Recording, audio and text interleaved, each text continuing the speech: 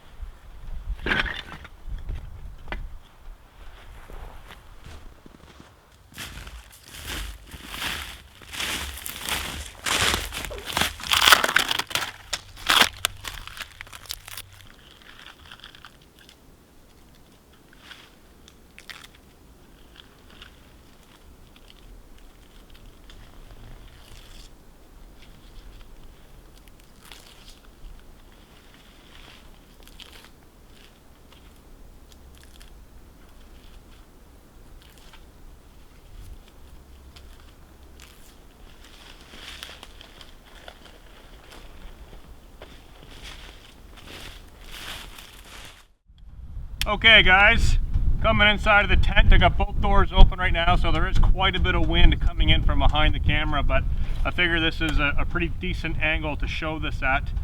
What I've got inside, I cut up a bunch of this hardwood. Now this is maple. It is very, very dry, very, very dense wood. So I got a bunch of that cut. I did leave some in round form here for later on.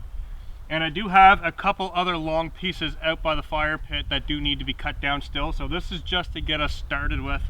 And then I broke down a bunch of these branches, and this is off an old spruce tree, and some of it's off pine trees. But this stuff is so dead and so lightweight, it's like balsa wood. So this will catch a flame very, very easily. And often, this is what I like to use to light my stoves when it's snowy or wet or rainy. This stuff breaks super easy, and it is incredibly flammable. So I'm gonna get the stove going right now, because like I said earlier, I'm not gonna be having a fire outside. I just don't see it being worth it. It's really windy. Break that piece. It's really windy outside, and there wouldn't be any heat from it. It would just loft it away. So get the fire going inside, and then I can get my kettle on top of the stove and get cooking, because I do want a hot coffee. And it is a very, very cold day. It's getting windier by the minute, it seems. The cold air coming off that lake is just bitter, bitter cold. My beard's starting to freeze up underneath here. My hand is actually freezing to everything I touch that's metal. So my saw earlier on, I grabbed my saw and it stuck to my hand. I had to peel it off. The tripod, everything that's metal is sticking to my hands like crazy. So get this fire going, and then I can get my gloves and stuff dried out and get a hot coffee on the go.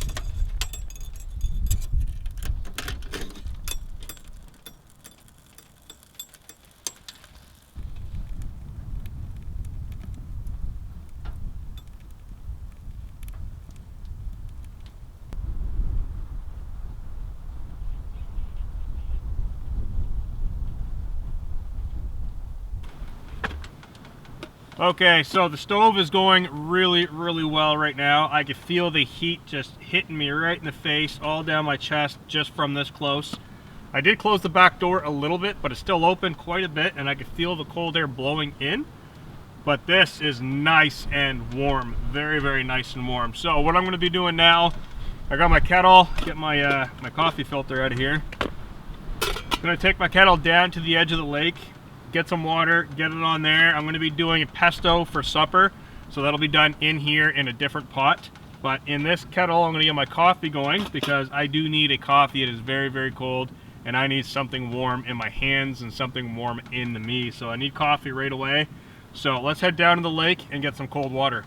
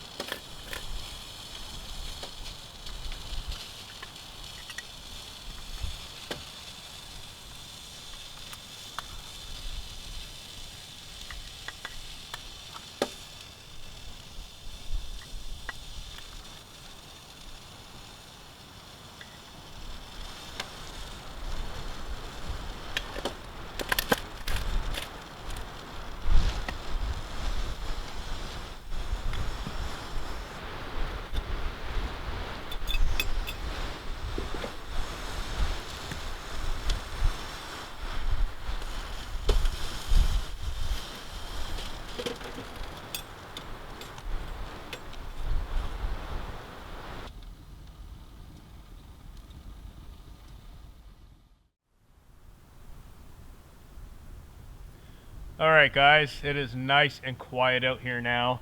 The wind has died down a little bit. Hopefully it stays out of here, but what I've got going on right now is I got my coffee water going, and I'm also going to use some of that water for my supper a little later on.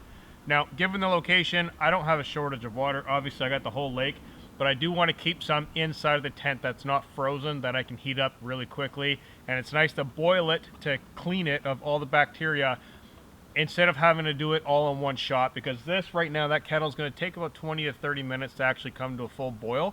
And next time I want water, I don't want to have to wait the 30 minutes. So I'm going to actually store it inside of my kettle or my pot.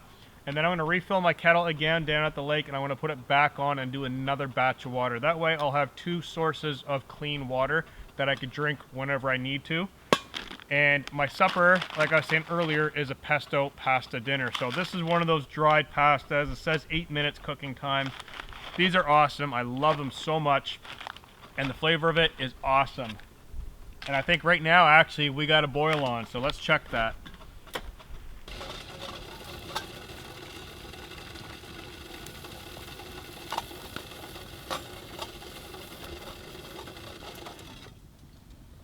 Alright, so that boil happened way faster than I thought it was going to.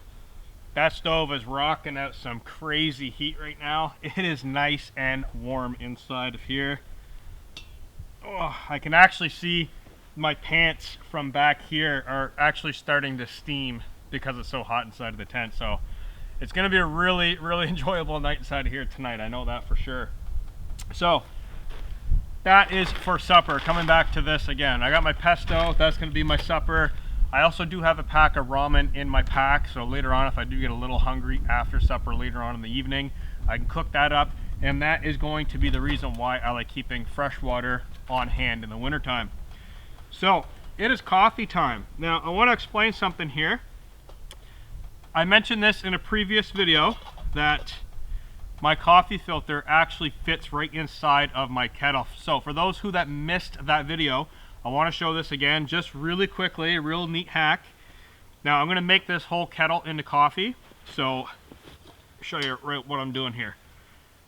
My filter fits directly in on top. Just like that. It's the same size as my lid for my pot. Get that nestled in there, it's very hot. It fits flush in there, and the lid fits flush right on top, just like that. So I can put my coffee in my coffee filter now, because right now the filter is actually full of water. And what that means is I no longer have to clean out my kettle after I make my coffee, because everyone that's watching, that usually watches how I make my coffee, you guys will know that I dump my coffee grounds directly into my kettle, and basically the whole kettle is coffee. Now that does 2 things. That gives me a whole kettle of coffee, but then it gives me a kettle of coffee that is, it's going to steep and brew for a very, very, very long time. So this way, I've got it in there right now. It's doing its thing, doing its extraction. Give it a little bit of a stir to make sure all those grounds are saturated with the water. And then I can put the lid on, and I can let it do its thing. And then when I come back to it, instead of pouring my cup, so I would normally pour my coffee into there, and then the grounds and coffee water would still be in the kettle. Now, when I go to pour, I could take the whole filter out and discard those coffee grounds, and then I got the whole kettle that is still good coffee, and the flavor isn't going to get tainted because those grinds are sitting in there for a long time. So this is a really cool hack. I was excited the first time I did this, and that's the reason why I'm sharing it again, is if anyone missed that video and you guys are watching this thinking, what is he doing? Now you know what I'm doing. I'm just putting my coffee filter in there, steeping the coffee. This, to me, this is an excellent hack. I love this. Love it so much. So I don't usually let it steep for too long when it's in here like this. That water was piping, boiling hot. And I usually look at how the grounds are frothing. So right now I've got a really nice head of nice kind of creamy, moussey coffee on top. And that is what I look for. And I want to give that a really good stir. Make sure those flavors are coming out of that filter into the coffee. Lift this filter up here. I get my fingers in it. It is hot. It is very, very hot. Oh yeah, that's a perfect kettle of coffee right there.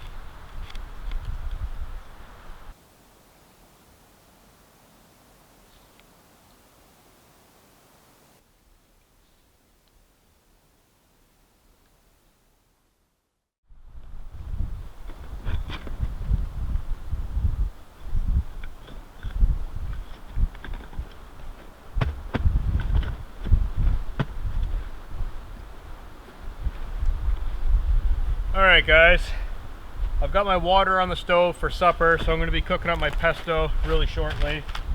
That sun took me off guard. I did not expect it to set that fast, so I've been running around here gathering things. I got a lot more birch bark, a big bundle, and I put it on the back side of the tent. And what I'm doing right now is getting my kind of morning fire kit ready. So this is something very, very common that I like to do when I'm out winter camping in a hot tent, is I like to have firewood ready. So I never rely on my stove to keep me warm. I only rely on my stove for comfort. So what I mean by that is the canvas sit pad that I'm on right now, I'm going to rely on that to stay dry. And then I've got my sleeping pad and sleeping bag that I'm going to rely on staying warm all night. So my wood stove, I'm just going to load up before I go to bed and then let it go out. Morning time, I'll have a whole kit of firewood and tinder and birch bark ready to go. So this is a wax canvas pouch that was actually sent to me. I'm very, very happy. It's from P&W Bushcraft. Heather sent this out to me. She makes all kinds of excellent stuff.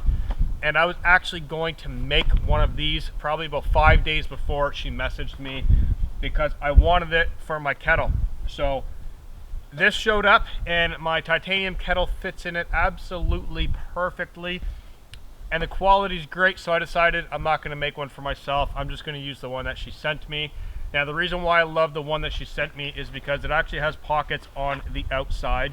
So I've got my fire steel in there. I've got my spoon. I've got my forever match right here. I'm just going to jam down in with my fire steel. And then I've got all the wood that I need inside. Like I said, twigs, tinder, hardwood, birch bark. Everything is inside of this wax canvas bag. So if you guys are out hot tenting, or if you're not hot tenting at all, if you just want to have a great little, basically a kit of firewood ready to go in the morning for an outside fire or for an inside fire, I highly recommend doing this with a wax canvas bag, or stuff it inside of your backpack to keep it dry. Just somewheres in your tent or under your tarp. Get some wood, get some birch bark, everything that you need right here organized in one area to basically light a fire, whether it's in the middle of the night if you wake up and you're freezing cold. So if I wake up and my pad is completely flat, I do have a flashlight, but if I wake up out of cold, it's going to be a frigid cold. Typically when you wake up when you're cold, or because you're cold, it's because your body's saying wake up, you are freezing. So this right here is something that I can grab very quickly, very handy inside of the tent. Pieces already betoned down, twigs, everything's in there. All I gotta do, put it in the stove, throw a spark in there, and I've got fire. So very important to have a fire kit ready to go. I think it's important anyways. So I've got that on the go. I'm gonna check on my fire here. Burning nice and hot. That pot is already starting to steam, and I do still have a bit of coffee left. So like I was saying, after this kettle of coffee's gone, I'm gonna fill it up with water. I'm gonna boil it again, and then I'm going to set it on the floor next to the stove. I'm going to do the same thing with my pot when I'm done eating. I'm going to fill it up with water, boil it, and then I'll have 2 containers of water to go for the entire evening and the morning. And that sun is still dipping. It is golden out here. Everything in the forest is just golden yellow. Really, really nice, warm light.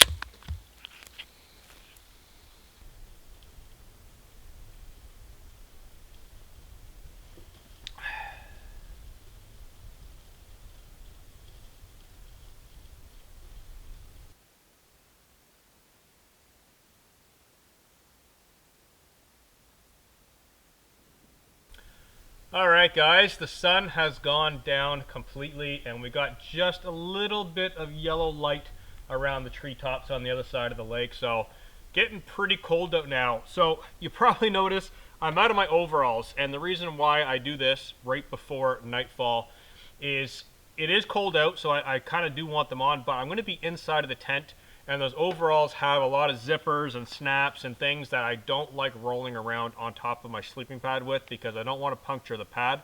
So what I do is I take my overalls off, I put them to the back side of the stove on some nice dry ground, and that'll help steam them and dry them out because they didn't get fairly wet today. This was a really dry day actually. For the little bit of snow that's up here, I didn't find that my overalls got wet, and it is very, very cold, so the snow is staying frozen, and that helps out a lot. So I do have my sleeping pad, my sleeping bag, everything is ready inside of the tent. The stove is still burning away nice and hot. I've gone ahead and cracked into a brew, and I'm just enjoying this little bit of golden light that's above the treetops. Nice silhouette above the treetops. The water's starting to go really, really calm, and the wind has actually stopped. Now I did dabble in my head a little bit about having an outdoor fire, and I decided not to because I would work up a sweat trying to get all the firewood cut up in a hurry just to sit out here for an hour or so when I could just go inside of the tent and relax in that little atmosphere of warmth and the wood's already cut, so I decided against it. But I am going to sit out here for a little while and enjoy my beer and watch this light fade, and then I'm going to be jumping inside of the tent to get that stoked up and enjoy a nice warm night of that.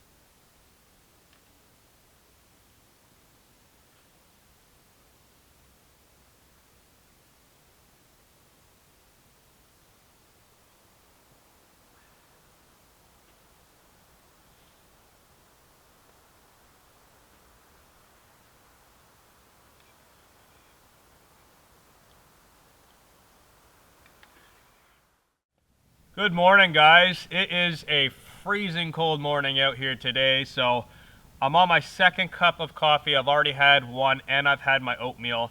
And I woke up today, I opened up the tent door and I looked out, and the entire lake is frozen. I checked the temperature on my thermometer, minus 18 degrees outside, with a little bit of a wind chill.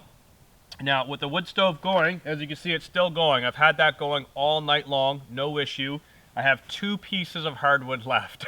So I cut just enough wood and split just enough wood to keep that going all night. It was 33 degrees inside, right about halfway up the tent pole here. 33 degrees this morning when I woke up. That's warm. Out here it is cold. So minus 18 plus 33 degrees halfway up the center pole. If I would have went all the way up, I'm sure it would have got up to about 36, 37 degrees. Very, very hot in there. So hot, in fact, that my sleeping bag, I actually turned it upside down because it's a left-hand zip bag. So I turned it upside down so it was a right-hand zip bag, and I unzipped the whole bag and I crawled in. So just my feet in the foot box were actually in the sleeping bag, and then my entire body, upper body, was outside of the sleeping bag towards the stove side. So I didn't use my sleeping bag as a bag, I just used it as a blanket on top of me. And I had my whole side exposed to the wood stove, so all that heat was coming right into the sleeping bag. Very, very cool. Very warm. I was really comfortable last night, and I heard a couple noises, crashes and bangs. I didn't know what it was, but now looking out in that lake frozen, totally explains what that cracking was. It was the shifting ice, and I've heard it 2 or 3 times this morning sitting here having my coffee looking out. It definitely got cold. So I'm going to enjoy my coffee, and in fact, I think what I'm going to do is, because I'm in a location that I've come to very often in the past, I have a spot just down here that I really enjoy having coffee for sunsets and for sunrises. Now obviously today we're not going to have a sunrise because of all the overcast and it's supposed to snow today, but we can still go down to that rock and have a nice hot cup of coffee. So let's head on down there. I'm just going to zip up the tent door, keep some of that warmth in there, and we'll go check out the lake.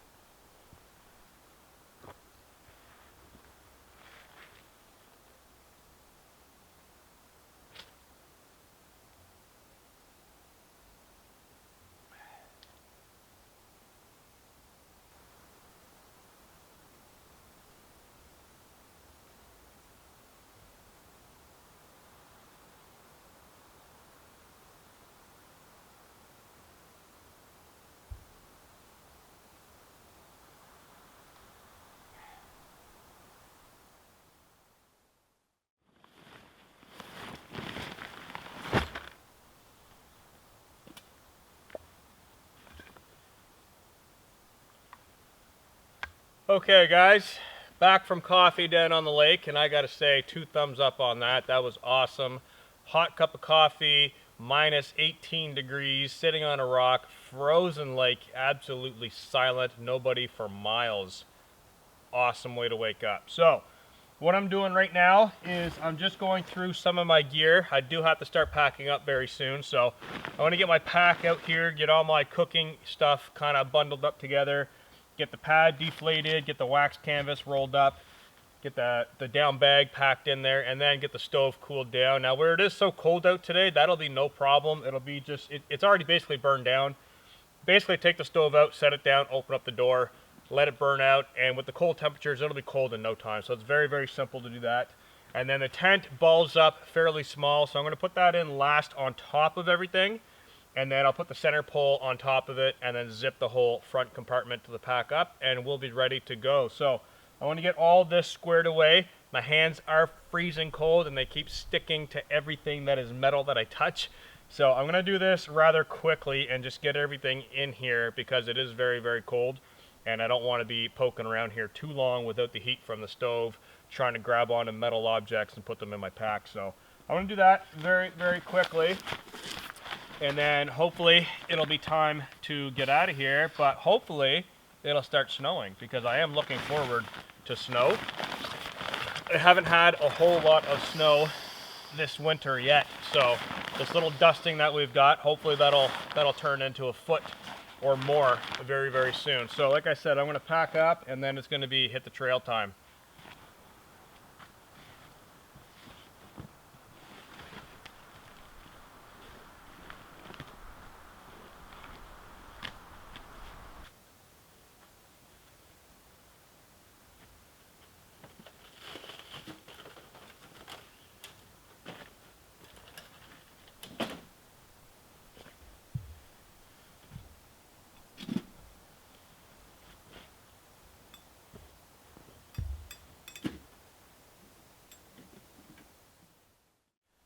Okay guys, everything is packed away inside of the pack, and I gotta say that was definitely a challenge with cold fingers. So I have a pair of leather gloves in there that I only use for packing the stove away because it's very hot. Those are very, very cold to wear. So I try not to wear them. I put them in my pack and I just leave them there until it's time to pack away the stove. Then I get it out and so on. But one thing I want to talk about, actually I have two things I want to talk about real quick, a little bit of information for you guys. One is I have a tent peg frozen in the ground, which is no surprise, but the rest came out perfectly fine, and I want to explain how I do that. So I get the stove out of the tent. First, I get the tent really, really hot, and then I pull the stove out, and I get the pegs out of the ground immediately. So what happens when and I've done this over many, many years, and every single time I do not do it, this happens. They get frozen in the ground. So what I've done, and keep in mind, minus 18 degrees, so it is cold out. The inside of the tent this morning was plus 33 degrees. So that heat goes around the tent, and it actually goes into the fabric, and it does go into the ground, because right here, the ground is not frozen, everything's dry. So inside of the tent, outside of the tent. So a little bit of the heat actually does transfer into the pegs, and it prevents them from freezing into the ground. Now, every single peg came out perfectly fine, except for that guy. And that guy I forgot because it was pinning the doors shut, so when I unzipped the doors and opened it up, the peg was still in the ground. I should have pulled it out first, but I forgot. That peg is going to be a little bit of a problem. I'm going to have to grab another peg, hook onto it, and then give it a tap and pull it out. But if you can get your pegs out of the tent very, very quickly while the tent is still hot, they should come out without any problem.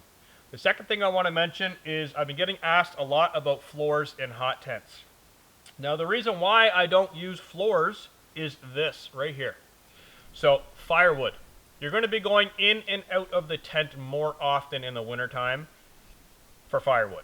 Another thing is clothing. If I'm covered in snow and my boots are covered in snow, I don't want to be getting the floor wet because the floor is waterproof. So any kind of snow or water that lands on top of that floor is going to melt into water, and it's going to stay on top of that floor. So if we got ground, I don't have to worry about a little bit of snow landing on the ground. It's going to melt, it's going to go back into the ground. I'm not worried about that. Firewood prep inside of the tent, you're going to be doing a lot, or you might find yourself needing to do that. I do a lot of it inside of the tent. I could do it inside of the tent and not worry about puncturing the floor. I could put my saw down. I don't have to worry about cutting the floor.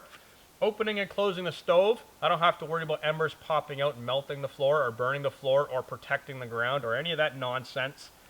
It's a tent that is hot. That is the idea of it. You just crawl in, go to sleep. So that's what I've been doing over years. I've adopted a waxed canvas bedroll that I now make, and that is what I've been using over many years to put down on the ground to basically waterproof my sleeping area. And everything else, like I said, it's dry. It's dry. It's not frozen. It's not wet. So once you get the stove hot, I do have a couple rocks that I put underneath of the stove right here. I put those underneath of the stove to help hold a little bit of heat, but it also protects some of this dust from catching fire, and it also holds the stove legs down so it's not wobbling and moving all over the place. So having a floor inside of the tent during the wintertime to me is completely useless. I do use a half mesh inner in some of my tents during the fall and spring because we have wood ticks out here that have Lyme disease and mosquitoes and all that other stuff.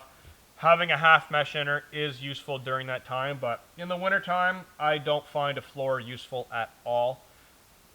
That's what the ground looks like after one night. Imagine what 2 or 3 nights look like. Very, very dry, very cozy. Now, if you are in an area that has a foot or 2 feet of snow, you're going to need to float the stove.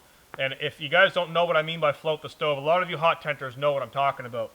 Floating a stove is basically you take pieces of wood, and for my stove being a mini, it's only about that long. I would cut legs about that long, and I'd do 2, 3, or 4 of them, and I would lay them going lengthwise, and I put the stove on top of it, and then I put rocks on top of that. So this essentially would be the ground, and that will help the stove, or basically stop the stove, from melting the snow and sinking down in the snow, because it's sitting on the wood, and then you got the rocks on top of the wood to prevent the stove from catching fire to the wood. So that is called floating your stove.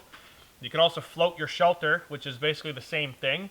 You take long, you basically make tent pegs out of wood. So however long you need it, and you would peg your tent into the ground, and then you'd put pine boughs or spruce boughs on the snow, and then your bedroll and your sleeping pad on top of that, and that'll prevent you from sinking down in the snow with the heat of the tent. And you can do your whole floor in spruce boughs and pine boughs.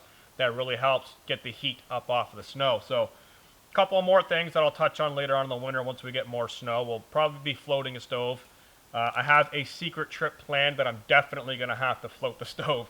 So I just wanted to touch on that to show you guys what is going on. And I am out of here. I got to get that tent peg out of the ground, which is not going to be fun. But that's basically it. So thank you guys for watching. If you have any more questions or comments, drop it down in the comments section. I'll be sure to get back to you. But for now, I've got to get out of here. Thank you very much. Catch you guys in the next video.